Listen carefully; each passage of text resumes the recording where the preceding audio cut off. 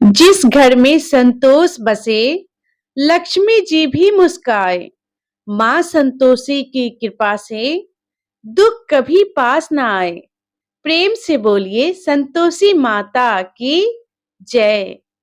प्रिय श्रोताओं, आज शुक्रवार के दिन सुनिए संतोषी माता की कथा और आरती।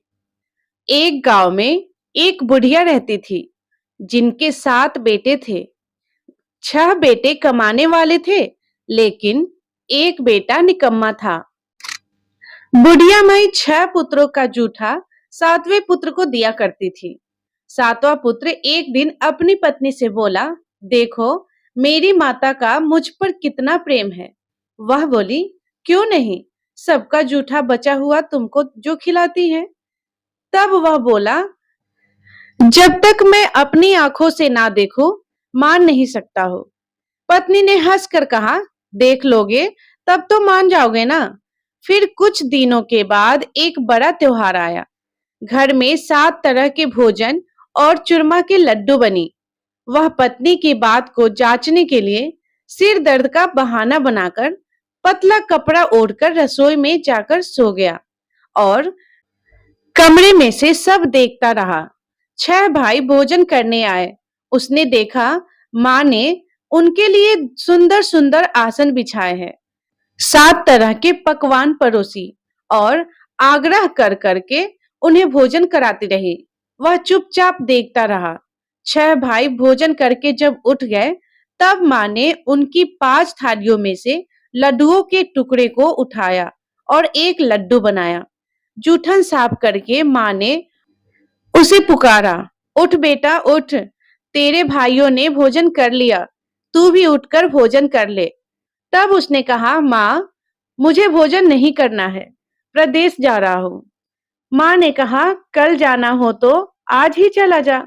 वह बोला, हाँ हाँ आज ही चला जाऊंगा। ऐसा कहकर वह घर से निकल गया। चलते समय उसे पत्नी की याद आई। वह गौशाला में गोबर के उपले थाप रही थी। जब वह वहां पहुंचा, तब बोला, सुनो मैं परदेश जा रहा हूँ। यह सुनकर उसकी पत्नी बोली कि तुम मुझे कोई निशानी दे दो। तब वह बोला कि मेरे पास तो अभी कुछ नहीं है, यह अंगूठी है, यह ले लो और अपनी कोई निशानी मुझे भी दे दो।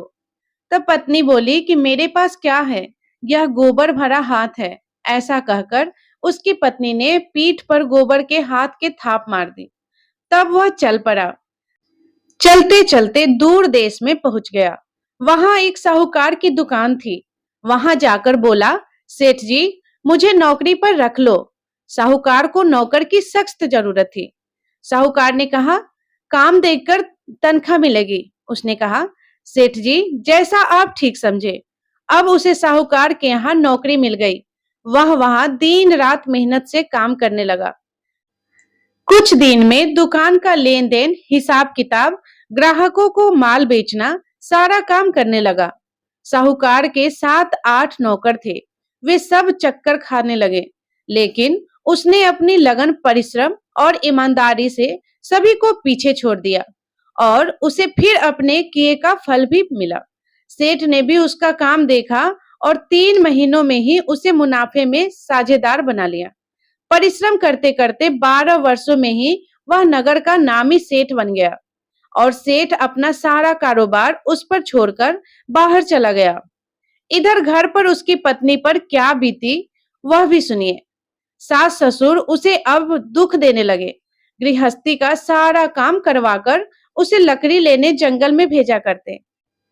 इस बीच घर की रोटियों के आटे से जो भूसी गलती, उसकी रोटी बनाकर रख दी जाती थी और फूटे नारियल के नरेली में पानी दिया जाता था। इस तरह उसके दिन बीतते रहे। एक दिन जब वह जंगल में लकड़ी लेने जा रही थी, तब उसे रास्ते में बहुत सी स्त्रियां संतोषी माता का व्रत करती दिखाई दी। वह वहां खड़ी होकर पूछने लगी, बहनों यह तुम किस देवी या देवता का व्रत कर रही हो और इसके करने से क्या फल मिलता है? इस व्रत के करने की क्या विधि है? यदि तुम अपने इस व्रत का विधान मुझे समझाओगी और कहोगी तो मैं तुम्हारा बड़ा एहसान मानूंगी। उनमें से एक स्त्री बोली, सुनो यह संतोषी माता का व्रत है। इसके करने से निर्धनता और दरिद्रता का नाश होता है। लक्ष्मी आती है, मन की चिंताएं दूर होती है, मन को प्रसन्नता और शांति मिलती है। नीपी को पुत्र मिलता है, पति बाहर गया हो तो वह शीघ्र घर लौट आता है। कुंवारी कन्याओं को मनपसंद वर मिलता है। चलता मुकदमा खत्म हो जाता है। कलह कलेश की स्थिति हो तो मुख शांति होती है। घर में धन जमा हो, धन जायदाद का लाभ होता है। और भी जो कुछ भी मन में हो, जो कुछ काम ना हो, सब संतोषी माता की कृपा से पूरी हो जाती है। इसमें संदेह नहीं। तब वह पूछने लगी, यह व्रत कैसे किया जाता है, यह भी बताओ तो बड़ी कृपा होगी। वह स्त्री कहने लगी, बहन, बिना परेशानी, श्रद्धा और प्रेम से जितना भी बन सके प्रसाद लेना। सवा पैसे से सवा आने या फिर इससे भी ज्यादा शक्ति और भक्ति के अनुसार गुड़ और चना लेना। हर शुक्रवार को निराहार रहकर कथा कहना सुनना। इसके बीच में क्रम टूटना नहीं चाहिए। लगातार नियम का पालन करना। सुनने वाला कोई ना मिले तो घी का दीपक जलाकर उसके आगे जल से भरा हुआ पात्र रखकर कथा कहना, परंतु नियम नहीं टूटना चाहिए। जब तक कार्य सिद्ध ना हो नियम पालन करना और कार्य सिद्ध हो जाने पर व्रत का उद्यापन करना। 3 मास में ही माता पूरा फल प्रदान कर देती है। यदि किसी के ग्रह खोटे हो तब भी माता 1 वर्ष में अवश्य उनको अनुकूल करती है। कार्य सिद्ध होने पर ही उद्यापन करना चाहिए, बीच में नहीं। उद्यापन में 2.5 सेर आटे का खाजा और इसी अनुसार खीर और चने का सब्जी बनाकर 8 बच्चों को भोजन कराना। जहां तक मिले देवर जेठ भाई बंधु या कुटुंब के लड़के लेना, ना मिले तो रिश्तेदारों और पड़ोसियों के लड़के बुलाना। उन्हें भोजन कराकर यथाशक्ति दक्षिणा देकर माता का नियम पूरा करना। ध्यान रखना उस दिन घर में कोई खटाई ना खाए। यह सुनकर वह वहां से चल पड़ी। रास्ते में लकड़ी के गट्ठर को उसने बेच दिया और उन पैसों में गुड़ चना लेकर माता के व्रत की तैयारी कर आगे चली। रास्ते में संतोषी माता के मंदिर जाकर वह माता के चरणों में लेट गई और विनती करने लगी, माँ, मैं दीन हूँ, निपट मूर्ख हूँ, व्रत के कोई भी नियम नहीं जानती हूँ, मैं बहुत दुखी हूँ। हे माता, मेरा दुख दूर करो, मैं तुम्हारी शरण में हूँ। संतोषी माता को उस पर दया आ गई। एक शुक्रवार बीता कि दूसरे शुक्रवार को ही उसके पति का पत्र आया और तीसरे शुक्रवार को उसका भेजा हुआ पैसा भी आ पहुंचा। अब तो यह देखकर जेठानी मुंह सिकुड़ाने लगी। इतने दिनों बाद पैसा आया, इसमें क्या बढ़ाई है। लड़के ताने देने लगे कि काकी के पास तो पत्र आने लगे, रुपया आने लगा, अब तो काकी की खूब खातिर बढ़ेगी और अब तो काकी बुलाने से भी नहीं बोलेगी। बेचारी सरलता से कहती कि भैया, पत्र आए रुपए आए तो हम सबके लिए ही तो अच्छा है। ऐसा कहकर आंखों से आंसू भरकर संतोषी माता के मंदिर में जाकर वह मातेश्वरी के चरणों में गिरकर रोने लगी। कहने लगी कि माँ, मैंने तुमसे पैसा तो नहीं मांगा, मुझे पैसे से क्या काम, मुझे तो अपने सुहाग से काम है। माँ, मैं तो अपने स्वामी के दर्शन और सेवा मांगती हूँ। तब माता ने प्रसन्न होकर कहा कि जा बेटी, तेरी स्वामी भी आएंगे। और यह सुन सुनकर खुशी से बावली होकर वह घर आकर काम करने लगी। अब संतोषी माता विचार करने लगी कि इस भोली भाली पुत्री से मैंने कह तो दिया है, लेकिन पति शीघ्र आएगा, पर आएगा कहां से, वो तो इसे स्वप्न में भी याद नहीं करता। उसे इसकी याद दिलाने तो अब मुझे ही जाना पड़ेगा। संतोषी माता ने उस बुढ़िया के बेटे को स्वप्न में समझाया, पुत्र, तेरी पत्नी कष्ट उठा रही है। तब वह बोला, माँ, यह तो मुझे भी पता है, लेकिन क्या करूं, वहां कैसे जाऊं, परदेश की बात है, लेन देन का सारा हिसाब किताब बाकी है और कोई जाने का रास्ता भी नजर नहीं आ रहा है। आप ही कोई राह दिखाइए कि मैं वहां कैसे जाऊं। तब संतोषी माता कहने लगी, सवेरे नहा धोआकर संतोषी माता का नाम लेकर घी का दीपक जलाकर दंडवत कर और दुकान पर जाकर बैठना। देखते देखते तेरा लेन देन सब कुछ चुक जाएगा और जमा माल बिक जाएगा। साँझ होते होते धन का ढेर लग जाएगा। अब तो वह अगले दिन सुबह बहुत जल्दी उठा। उसने अपने मित्रों से स्वप्न में माता द्वारा कही गई बात कह सुनाई। वे सब उसकी बात सुनकर उसकी खिल्ली उड़ाने लगे। कहने लगे कि कभी सपने की बात भी सच्ची होती है क्या? लेकिन उसमें एक बूढ़ा व्यक्ति बहुत समझदार था। वह बोला, देखो भाई, मेरी बात मानो। इस तरह सच या झूठ कहने के बदले देवता ने जैसा कहा है वैसा ही करो। तेरा क्या जाता है? अब बूढ़े व्यक्ति के बात मानकर नहा धोकर उसने संतोषी माता को प्रणाम किया। फिर घी का दीपक जलाकर दुकान पर जा बैठा और जैसे संतोषी माता ने कहा वैसा ही हुआ। शाम तक धन का ढेर लग गया। वह हैरान हो गया। मन में संतोषी माता का नाम लेकर प्रसन्न होकर घर जाने के लिए गहने, कपड़े और सामान खरीदने लगा। सब काम से निपट कर वह अपने घर को रवाना हुआ। उधर उसकी पत्नी जंगल में लकड़ी लेने गई थी। लौटते समय थक जाने के कारण वह संतोषी माता के मंदिर पर विश्राम करने बैठ गई। यह तो उसका रोज रुकने का स्थान था। तब धूल उड़ती देखकर उसने माता से पूछा, हे माता, यह धूल कैसी उड़ रही है? संतोषी माता ने कहा, पुत्री, यह देख, तेरा पति आ रहा है। अब तो ऐसा कर, लकड़ियों के 3 बोझ बना। एक नदी के किनारे रख, दूसरा मेरे मंदिर पर और तीसरा अपने सर पर। तेरे पति को लकड़ी का गट्ठर देखकर मोह पैदा होगा। यह वहां पर रुकेगा, नाश्ता पानी करके माँ से मिलने जाएगा। तो लकड़ी का गट्ठर उठाकर जाना और बीच चौक में गट्ठर डालकर 3 आवाजें जोर से लगाना, लो सासू जी, लकड़ियों का गट्ठर लो, भूसी की रोटी दो, नारियल के खोपड़े में पानी दो, और आज कौन मेहमान आया है? संतोषी माता की बात सुनकर वह बहुत अच्छा माँ कहकर प्रसन्न मन से लकड़ियों के 3 गट्ठर बना ली। एक नदी के तट पर, दूसरा माता के मंदिर पर रखा और इतने में ही मुसाफिर वहां आ पहुंचा। सूखी लकड़ी देखकर उसको इच्छा हुई कि अब यहीं विश्राम कर ले और भोजन बनाकर खा पीकर फिर गांव को चले। इस प्रकार भोजन करके विश्राम कर वह अपने गांव में आ गया। उसी समय बहू सिर पर लकड़ी का गट्ठर लिए आई। उसने गट्ठर को आंगन में डाला, जोर से 3 आवाजें लगाई, लो सासू जी, लकड़ी का गट्ठर लो, भूसे की रोटी दो, नारियल के खोपड़े में पानी दो, आज कौन मेहमान आया है? यह सुनकर सास ने अपने दिए हुए कष्टों को भुलाने के लिए कहा, बहू, तू ऐसा क्यों कह रही है? तेरा पति ही तो आया है। आ बैठ, मीठा भात खाकर कपड़े गहने पहन। पत्नी की आवाज सुनकर उसका पति बाहर आया। फिर उसके हाथ में पहनी अंगूठी देखकर और उसकी दशा देखकर वह व्याकुल हो गया। उसने माँ से पूछा, माँ, यह कौन है? माँ बोली, बेटा, तेरी पत्नी ही तो है। आज 12 वर्ष हो गए हैं। जब से तू गया है तब से सारे गांव में जानवर की तरह भटकती फिरती है। कामकाज कुछ नहीं करती। 4 समय आकर खाना खाती है। अब मुझे देखकर भूसी की रोटी और नारियल के खोपड़े में पानी मांगती है। तब वह बोला, माँ, मैंने इसे भी देखा है और तुझे भी।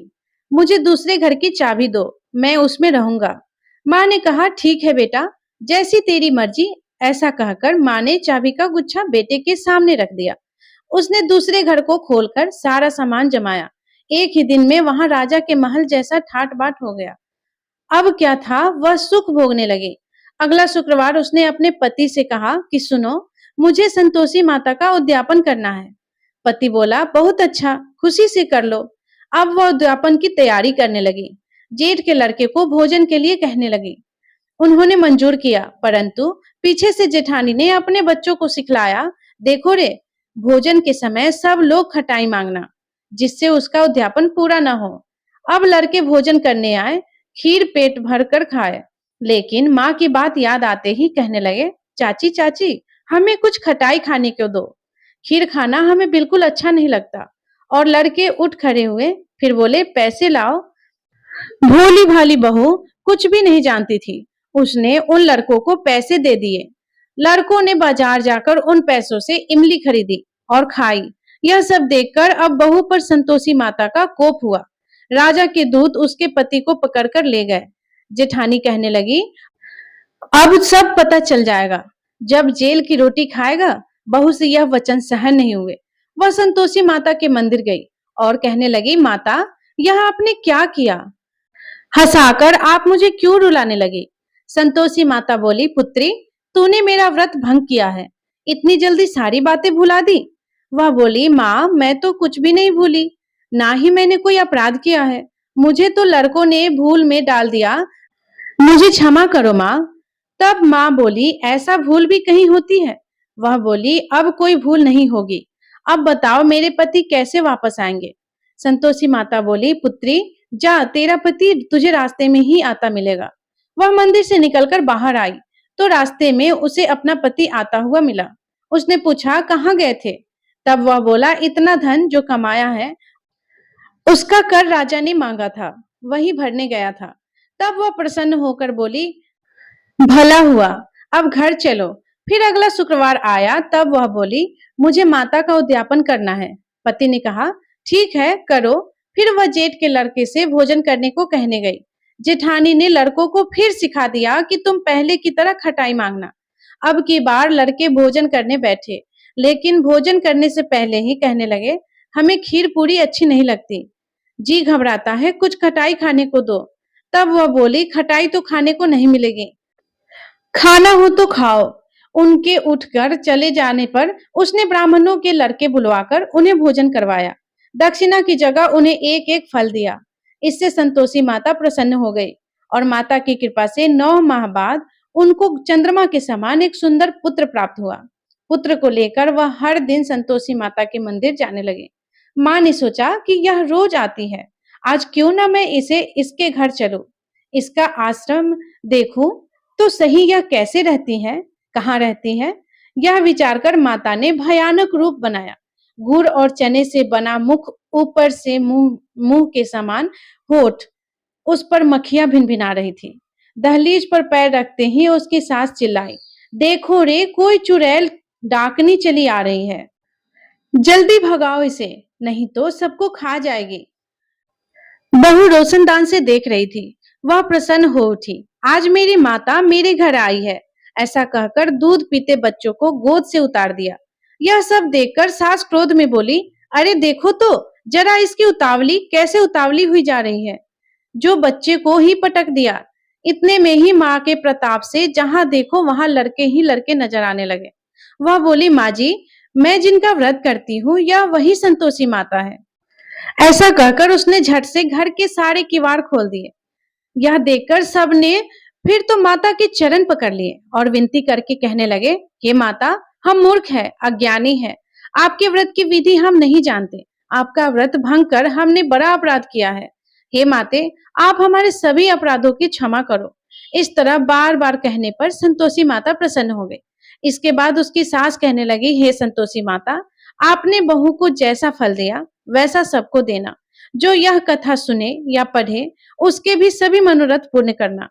प्रेम से बोलिए संतोषी माता की जय। प्रिय श्रोताओं, अब सुनिए संतोषी माता की आरती। ओम जय संतोषी माता मैया, जय संतोषी माता, अपने सेवक जन को सुख संपत्ति दाता। ओम जय संतोषी माता। सुंदर चीर सुनहरी माँ धारण कीनो, हीरा पन्ना दम के तन श्रृंगार लिहो। ओम जय संतोषी माता। गेरु लाल घटा छवि वदन कमल सोहे, मंद हसत करुणामयी त्रिभुवन मन मोहे। ओम जय संतोषी माता। स्वर्ण सिंहासन बैठी चवर दुरे प्यारे, धूप दीप मधुमेवा भोग धरे न्यारे। ओम जय संतोषी माता। गुर अरुचना परम प्रियता में संतोष कियो, संतोषी कहलाई भक्तन वैभव दियो। ओम जय संतोषी माता। शुक्रवार प्रिय मानते आज दिवस सोही, भक्त मंडली छाई कथा सुनत मोही। ओम जय संतोषी माता। मंदिर जगमग ज्योति मंगल ध्वनि छाई, विनय करे हम बालक चरणन सिर नाई। ओम जय संतोषी माता। भक्ति भाव में पूजा अंगिक कृत की जय, जो मन बसे हमारे इच्छा फल दीजिए। ओम जय संतोषी माता, दुखी दरिद्र रोगी संकट मुक्त किए। बहु धन धान्य भरे घर सुख सौभाग्य दिए। ओम जय संतोषी माता, ध्यान धर्यो जो नर तेरो मन वांछित फल पायो। पूजा कथा श्रवण करे घर आनंद आयो। ओम जय संतोषी माता, चरण गहे की लज्जा रखियो जगदम्बे। संकट तू ही निवारी दयामयी अम्बे।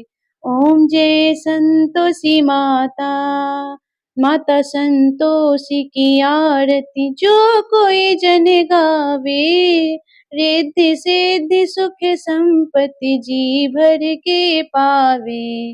ओम जय संतोषी माता, जय संतोषी माता मैया, जय संतोषी माता। अपने सेवक जन की सुख संपत्ति दाता। ओम जय संतोषी माता। तो प्रिय श्रोताओं, प्रेम से बोलिए संतोषी माता की जय। तो ये थी आज की शुक्रवार की कथा। तो प्रिय श्रोताओं, अगर ये कथा आपको पसंद आई हो तो वीडियो को लाइक जरूर कीजिएगा और कमेंट में जय संतोषी माता अवश्य लिखिएगा। और अगर चैनल पे आप नए हैं तो चैनल को सब्सक्राइब भी कर लीजिएगा। जय संतोषी माता। धन्यवाद।